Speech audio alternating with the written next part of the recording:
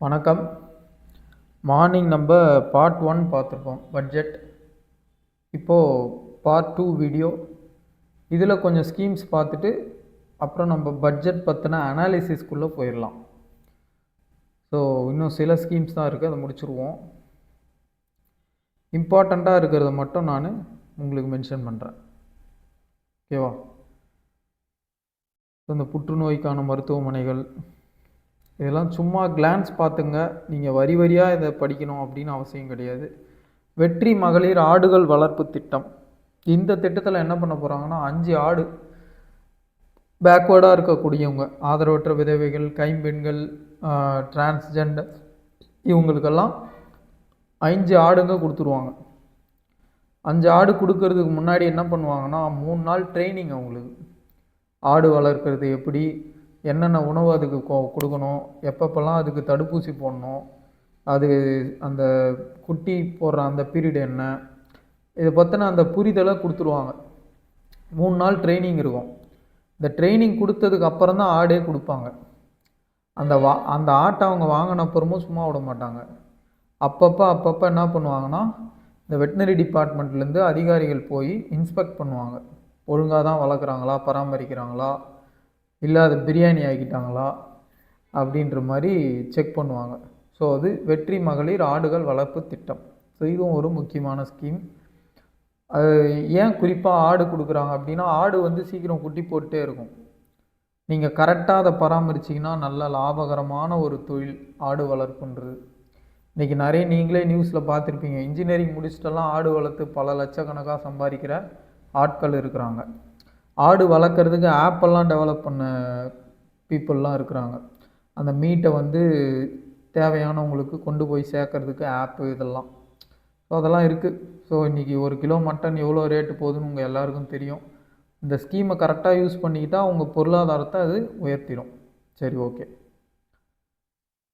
அடுத்து கால்நடை மருத்துவம், தரமான அந்த சேவைகள் கொடுக்கறது, இதெல்லாம் ஸ்கிப் பண்ணுறேன் நான். இதெல்லாம் அந்தளவுக்கு இம்பார்ட்டண்ட்டான ஸ்கீம் கிடையாது. ஃப்ளாக்ஷிப் ஸ்கீம்லாம் இல்லை. இந்த தீவன திட்டம், விதை கொடுக்கறது, பசுந்தீவன சாகுபடி ஊக்குவிப்பு பண்ணுறது, இது ஒரு முக்கியமான ஸ்கீம். மீனவர்களுக்கு உதவித்தொகை வந்து உயர்த்தி கொடுத்துருக்காங்க.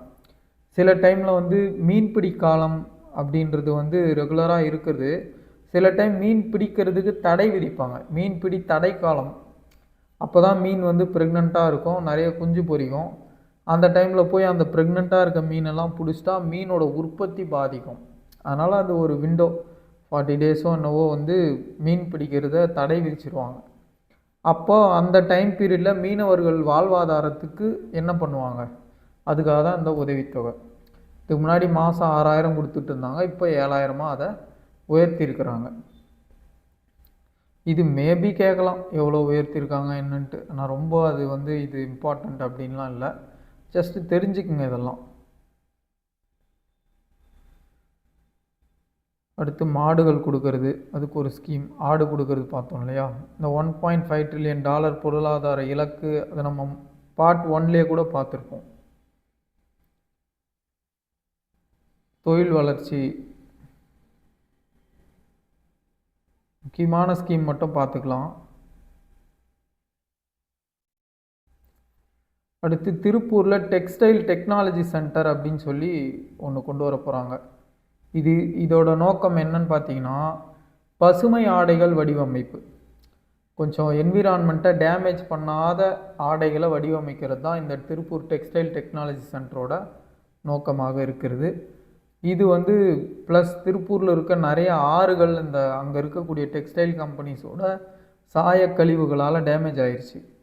அப்போது கொஞ்சம் க்ரீன் டெக்னிக்ஸ் யூஸ் பண்ணி நம்ம டெக்ஸ்டைல்ஸை உருவாக்கணும் அப்படின்னு சொல்லி திருப்பூர் டெக்ஸ்டைல் டெக்னாலஜி சென்டர் வந்து 10 கோடி நிதி ஒதுக்கி ஓப்பன் பண்ண போகிறாங்க.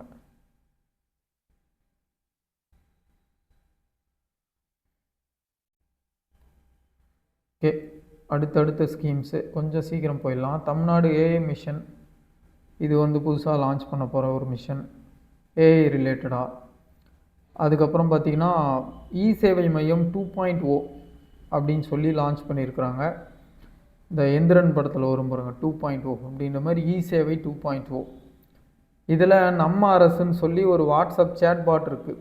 இந்த வாட்ஸ்அப் நம்பர் இருக்கும். நீங்கள் நம்ம அரசுன்னு யூடியூப்பில் இல்லை நெட்டில் அடிச்சிங்கனாவே வாட்ஸ்அப் நம்பர் வந்துடும். அந்த வாட்ஸ்அப் சேட் வழியாகவே நீங்கள் கவர்மெண்ட்டோட டாக்குமெண்ட்ஸ் சர்டிஃபிகேட்ஸ் எல்லாம் வாங்க முடியும். முன்னாடி 76 சேவைகள் அந்த மாதிரி கொடுத்துக்கிட்டு இருந்தாங்க. இப்போ 275 சேவைகள் வாட்ஸ்அப் சேட்பாட் வழியாகவே நீங்கள் பெறலாம். சார், நான் வயசானவங்க இருக்கிறாங்க, அவங்களால சேவை மையத்தெல்லாம் போய் வெயிட் பண்ண முடியாது அப்படின்னா இந்த சேட்பாட் சேவையை அவங்க பயன்படுத்திக்க முடியும். அது ஒரு முக்கியமான ஸ்கீம். அடுத்து இது ஒரு இம்பார்ட்டண்ட்டான ஸ்கீம், வீட்டுக்கூரை சூரிய மின் மானிய திட்டம். நீங்கள் ரூஃப்டாப் சோலார் பேனல்லாம் எஸ்டாப்ளிஷ் பண்ண போகிறீங்கன்னா அதுக்கு மானியம்.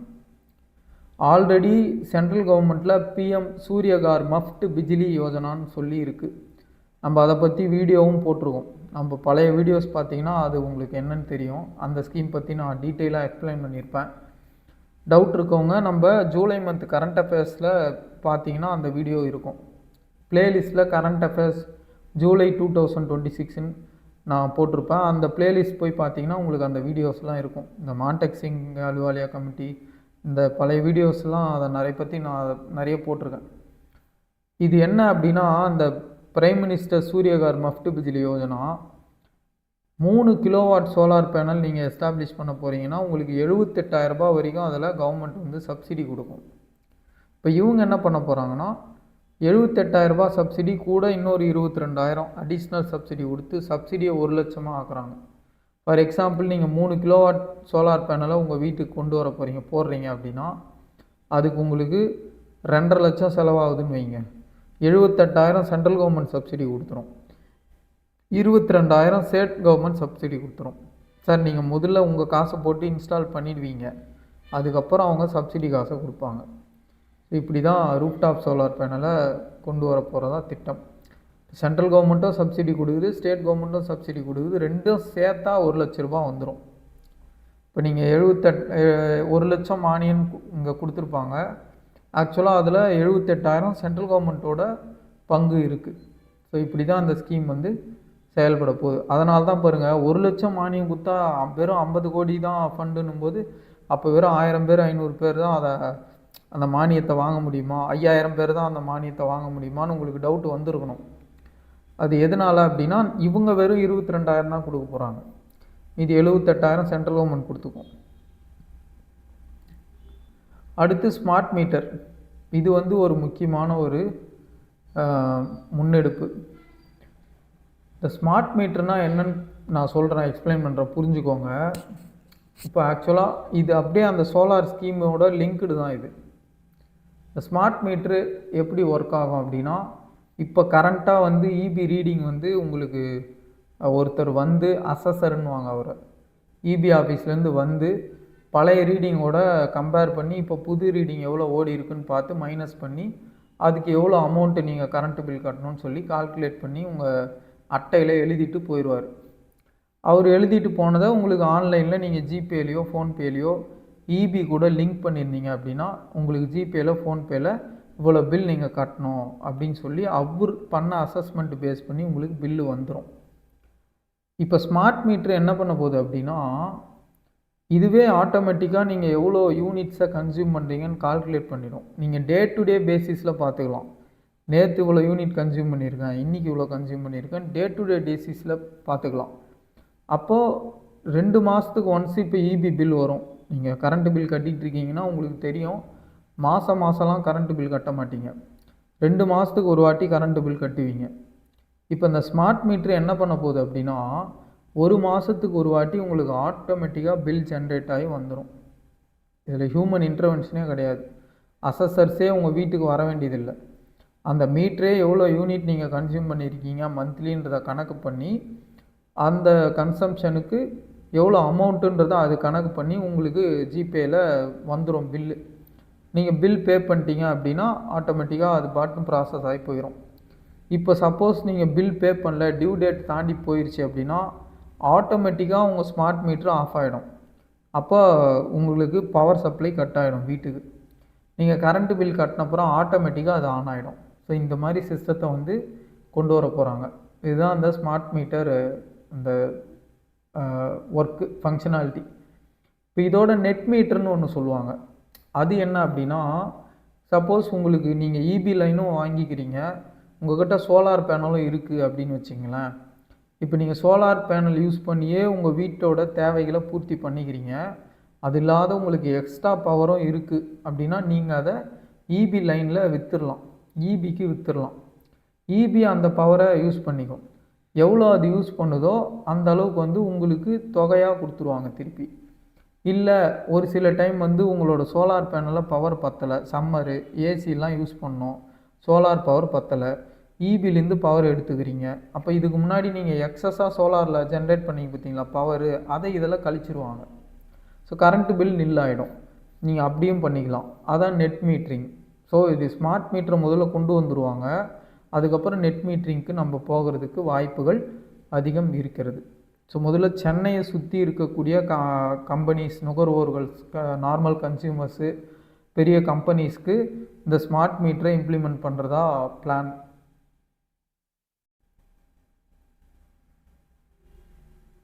அடுத்து இம்பார்ட்டன்ட் ஸ்கீமு பசுமை எரிசக்தி. இதெல்லாம் சும்மா ஒரு ஜென்ரலாக ஓவர்வியூ பார்த்துங்க. புதிய துணை மின் நிலையங்கள் இம்பார்ட்டன்ட் ஸ்கீம் மட்டும் நான் சொல்கிறேன். பொது இவி சார்ஜிங் நிலையங்கள், எலக்ட்ரிக் வெஹிக்கிளுக்கு சார்ஜிங் ஸ்டேஷன்ஸ் வந்து கிட்டத்தட்ட ஒரு 20,000 கவர்மெண்ட்டோட சார்ஜிங் ஸ்டேஷன்ஸு கிட்டத்தட்ட ஒரு 20,000 சார்ஜிங் ஸ்டேஷன்ஸை கொண்டு வர போகிறாங்க. அந்த பிளான் ஒன்று இருக்குது. அடுத்து சென்னை கொஞ்சம் டெவலப் பண்ணுற மாதிரி ஒரு ஸ்கீமு, ஏஐ திட்ட அனுமதி, இது ஒன்று. ஸ்பீடு அப்படின்னு சொல்லி ஒரு பிளாட்ஃபார்ம். இது ஆக்சுவலாக ஒரு சூப்பரான ஸ்கீம். என்ன ஸ்கீம்னு பார்த்தீங்கன்னா, சென்னை சிஎம்டிஏ இருக்குது பார்த்தீங்களா, Chennai metropolitan development authority, CMDA. அவங்க வந்து இந்த ஸ்பீடு ஸ்கீம் வந்து அங்கே தான் இம்ப்ளிமெண்ட் பண்ண போகிறாங்க. இதில் என்ன பண்ண போகிறாங்க அப்படின்னா, இப்போது பழைய சிஸ்டம் எப்படின்னு நான் சொல்லிடுறேன். அப்போ உங்களுக்கு இது என்ன பண்ண போகிறாங்கன்னு ஈஸியாக புரிஞ்சிடும். இதுக்கு முன்னாடி நீங்கள் இப்போ ஒரு பிளாட்டு லே அவுட்டு வச்சுருக்கீங்க, அதுக்கு சிஎம்டிஏ அப்ரூவல் வாங்கி அப்புறம் நீங்கள் அங்கே வீடு கட்டுற பிளானில் இருக்கிறீங்கன்னு வைங்க, ஒரு எக்ஸாம்பிள். அந்த நீங்கள் வச்சுருக்க பிளாட் ஸ்கெட்சுக்கு மேனுவலாக சிஎம்டிஏல அப்ரூவல் வாங்கி நீங்கள் வீடு கட்டுறதுக்கு வந்து உங்களுக்கு அப்படியே தலை கிருகிருன்னு சுத்தம். அந்த பில்டிங் உள்ளே போனீங்கன்னா இங்கே போ, அங்கே போ, அந்த டேபிள் போ, அந்த சீட்டை பாரு, இந்த சீட்டை பாருன்னு சொல்லி மாற்றி மாற்றி அவங்க உங்களை சுத்தலில் விட்டு இந்த சிவாஜி படத்தில் இருக்கிற ரஜினி மாதிரி உங்களை ஃபீல் பண்ண வச்சுருவாங்க. என்னப்பா சிஸ்டம் இப்படி இருக்குது அப்படின்ற மாதிரி நீங்கள் மொழி பிதுங்கி நின்றுவீங்க. அது பழைய சிஸ்டம். இப்போ இதில் என்ன பண்ண போகிறாங்க அப்படின்னா, உங்கள்கிட்ட ஒரு பிளாட் இருக்குது, ஒரு ஸ்கெட்சு போட்டிருக்கீங்க, லே அவுட் இருக்குது அப்படின்னா, ஏஐ யூஸ் பண்ணி ஆட்டோமேட்டிக்காக அந்த ஸ்கெட்சு அந்த டைமென்ஷனுக்கு ஏஐ என்ன பண்ணுன்னா இருக்கக்கூடிய ரூல்ஸை கம்பேர் பண்ணி இதுக்கு அப்ரூவல் கொடுக்கலாமா இல்லையான்னு அதுவே அனலைஸ் பண்ணி அதுவே அவுட்புட்டை கொடுத்துரும். அது என்ன இஷ்யூன்னு சொல்லிடும். உங்கள் லே அவுட்டில் இந்த இஷ்யூ இருக்குது, கரெக்ட் பண்ணிவிட்டு வாங்கன்னு சொல்லிடும். கரெக்ட் பண்ணிட்டு வந்தீங்கன்னா அதுக்கேற்ற மாதிரி வந்து அப்ரூவல் கொடுத்துரும். எல்லாமே மிஷினரி ஆக போகிறாங்க, ஆட்டோமைஸ் பண்ண போகிறாங்க. இப்போ இதில் மேனுவல் அசஸ்மெண்ட்டு கேன்சல் ஆகிடுது. இதில் கரப்ஷன் இன்வால்வ் ஆகும் பயங்கரமாக. சிஎம்டிஏ அப்ரூவலுக்கெலாம் பயங்கரமான கரப்ஷன். இப்போ இந்த மேனுவல் இன்வால்வ்மெண்ட்டை நீங்கள் கட் பண்ணிட்டீங்க அப்படின்னா, ஏஐ யூஸ் பண்ணிட்டீங்கன்னா உங்களுக்கு கரப்ஷன் தவிர்க்கப்படுது, உங்களோட ப்ராசஸ் ரொம்ப குயிக் ஆகுது. ஸோ அதுதான் இந்த ஏஐ திட்ட அனுமதி. இது ஒரு முக்கியமான ஒரு ஸ்கீம். சிஎம்டிஏல இதை கொண்டு வர போகிறாங்க. அடுத்து அனைவருக்கும் தரமான வீடு. ஸோ இது வந்து மெயினாக சிட்டிஸை ஃபோக்கஸ் பண்ணுறாங்க. ஆல்ரெடி பிஎம் ஆவாஸ் யோஜனாலாம் இருக்குது சென்ட்ரல் கவர்மெண்ட்டுது. பட் இருந்தாலும் இவங்க அந்த வீடை ஃபோக்கஸ் பண்ணுறாங்க. மை ஹோம்னு சொல்லி மாநகர இளைஞர் மற்றும் குடும்ப வீட்டு வசதி திட்டம். இளைஞர்கள், ஃபஸ்ட்டு கிராஜுவேட்டாக இருக்கிறவங்க, ஃபஸ்ட் டைம் வீடு வாங்க போகிறவங்க, வீடுன்றது பெரிய கனவாக இருக்கிறவங்களுக்கெல்லாம் இந்த திட்டம் வந்து உதவும். ஃபஸ்ட்டு சென்னையில் அறிமுகப்படுத்துகிறாங்க. பப்ளிக் ப்ரைவேட் பார்ட்னர்ஷிப் முறையில் இந்த வீடு கட்டுற ஸ்கீமை வந்து இம்ப்ளிமெண்ட் பண்ண போகிறாங்க.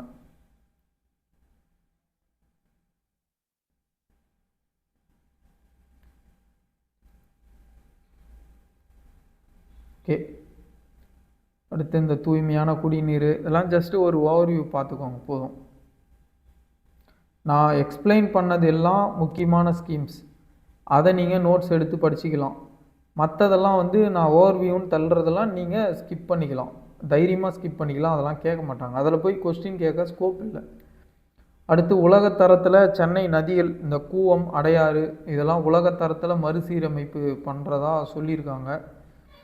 இது வரைக்கும் வந்து நதி மறுசீரமைப்பு, நதி சுத்தம் பண்ணுறேன்னு சொல்லி இந்தியாவில் தொடங்கப்பட்ட எந்த ஸ்கீமுமே சக்ஸஸ் ஆகலை.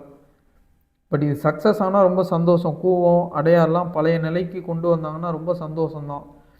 ஆனால் அது எந்த அளவுக்கு சாத்தியம், இது எப்படி ஐடியா பண்ணி கொண்டு வர போகிறாங்க அப்படின்றது தான் மிகப்பெரிய சேலஞ்ச். இதில் படகு சவாரிலாம் வந்து விட போகிறதா சொல்லியிருக்கிறாங்க. ஆனால் அதெல்லாம் மதராசப்பட்டினம் படத்தை பார்த்திங்கன்னா அதில் கூவாத்தில் தான் அந்த 2 காதல் ஜோடிகள் படகு சவாரி ஓட்டின்னு இருப்பாங்க. அது அந்த காலம், அந்த படம் எடுத்தது பிரிட்டிஷ் டைமில். பட்டு இதில் என்ன இஷ்யூனா, உங்களுக்கு எல்லா கழிவும் அந்த கூவத்தில் வந்து கலக்குது. அந்த நதிக்கரை ஒட்டி இருக்கக்கூடிய ட்ரைனேஜு, வீடுங்க, குடிசைங்க எல்லாமே, இண்டஸ்ட்ரீஸு எல்லாமே அதில் தான் கழிவை கொண்டு வந்து கலக்குது. நீங்கள் உள்ள கழிவு வரத்தை தடுக்காமல் அந்த நதியை சுத்தம் பண்ணவே முடியாது. நீங்கள் நதியை சுத்தம் பண்ணலாம், திருப்பி அவன் பொல்யூட் பண்ணிகிட்டே இருப்பானே. இப்போ அதான் பெரிய கொஸ்டின் மார்க். அப்போது நீங்கள் அந்த நதிக்கு உள்ளே வரக்கூடிய கால்வாய், அதை எப்படி தடுக்க போகிறீங்க? ஒன்று அங்கே வந்து சீவேஜ் ட்ரீட்மெண்ட் பிளான்ட்டை போட்டு வரக்கூடிய கால்வாய்கள் அந்த நீரை சுத்திகரிப்பு பண்ணி சுத்தமான நீராக மாற்றி நீங்கள் கூவத்துக்கு விடணும். எந்த இடத்துலையுமே சுத்திகரிப்பு பண்ணாத தண்ணி கூவத்தில் கலக்கிறதுக்கு அலோவ் பண்ணக்கூடாது. ஸ்ட்ரிக்டாக இருக்கணும் அதில். பட் ஆனால் சென்னையோட பாப்புலேஷன் பார்த்திங்கன்னா 1 கோடியை கிராஸ் பண்ணி போயிட்டுருக்கோம். கண்டிப்பாக சென்சஸ் எடுத்தாங்கன்னா தெரிஞ்சிடும். அப்போ 1 கோடி பேர் ஒரு சின்ன சிட்டியில் கூடி இருக்கும்போது ஏகப்பட்ட வேஸ்ட் வாட்டர் ஜென்ரேட் ஆகும். அவ்வளோத்தையும் நீங்கள் சுத்திகரிப்பு பண்ணி கூவத்தில் ரிலீஸ் பண்ணுறதுன்றது மிகப்பெரிய சேலஞ்ச். இது அரசாங்கம் பண்ணிட்டா உண்மையாக மிகப்பெரிய சாதனை. இது எப்படி ப்ளே அவுட் ஆக போகுது அப்படின்றத பார்ப்போம்.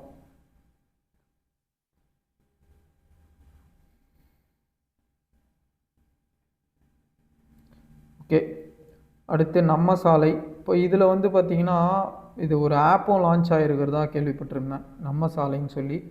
நீங்கள் குண்டும் குழியுமாக இருக்க ரோட்டை வந்து ஃபோட்டோ எடுத்து வாட்ஸ்அப்பில் லொக்கேஷனோட ஃபோட்டோ எடுத்து அனுப்பணும்.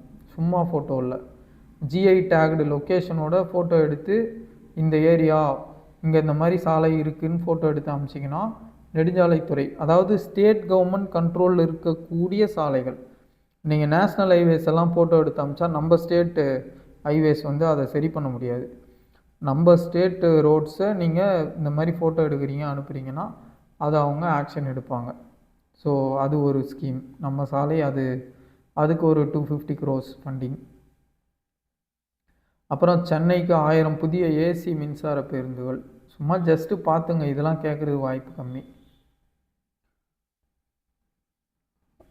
அடுத்து மெட்ரோ விரிவாக்கம். அது வந்து பழைய அந்த ஸ்கீம் தான், அது கண்டினியூ ஆகிட்டுருக்கு. ஜாப்பனீஸ் கவர்மெண்ட்டும் இந்தியன் கவர்மெண்ட்டும் சேர்ந்து மெட்ரோ போட்டுட்ருக்காங்க. அந்த ஸ்கீம் அது கண்டினியூ ஆகிட்டு போகுது. நதி இணைப்பு, அப்புறம் காவேரிக்காக குரல் கொடுக்கறது, காவேரி கொள்ளிடம் குறுக்க தடுப்பாணை கட்டுறது, இந்த மாதிரி ஜென்ரலான விஷயங்கள் பேசியிருப்பான். அது ஜஸ்ட்டு பார்த்துங்க. அப்புறம் வெற்றி வீடு திட்டம், இதுவும் ஒரு 70,000 வீடு பிளான் பண்ணியிருக்கிறாங்க. இந்த ஃபஸ்ட் இயருக்கு 3500 கோடி இந்த திட்டத்தோட மதிப்பீட்டில் ஒதுக்கப்பட்ட அமௌண்ட். அவ்வளோதான்.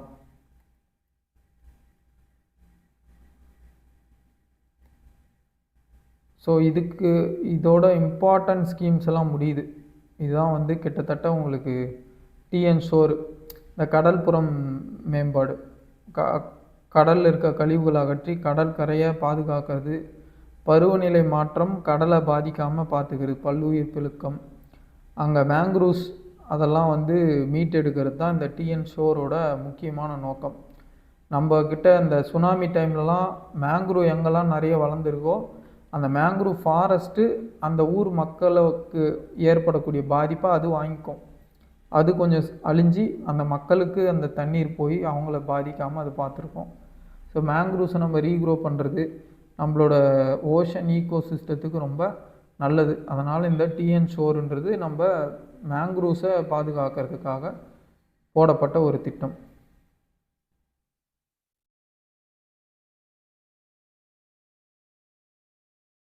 Central government மாற்றினாங்க.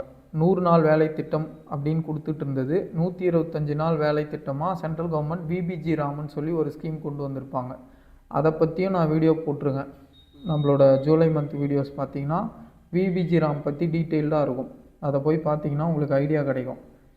அந்த 125 நாள் திட்டத்தை நம்ம என்ன பண்ணுறோன்னா 150 நாளாக உயர்த்தி கொடுக்குறோம். அதான் வெற்றி 150. 125 நாள் முடிச்சிட்டிங்க அப்படின்னா உங்களுக்கு எக்ஸ்ட்ரா 25 நாள் வந்து வேலை வாய்ப்பு கொடுக்குற மாதிரி அந்த ஸ்கீமை கொஞ்சம் நம்ம அப்கிரேட் பண்ணி கொடுக்குறோம். இதுதான் வந்து தமிழ்நாடு பட்ஜெட்டில் இருக்கக்கூடிய முக்கியமான ஸ்கீம்ஸ். நான் சொன்னதெல்லாம் முக்கியமான ஸ்கீம்ஸ். இப்போது அடுத்து பார்த்திங்கன்னா நம்ம பட்ஜெட் அனாலிசிஸ்குள்ளே போயிடலாம். இப்போ ஸ்கீம்ஸ் பார்த்துட்டோம். அடுத்து பட்ஜெட் அனாலிசிஸ்குள்ளே நம்ம போயிடலாம்.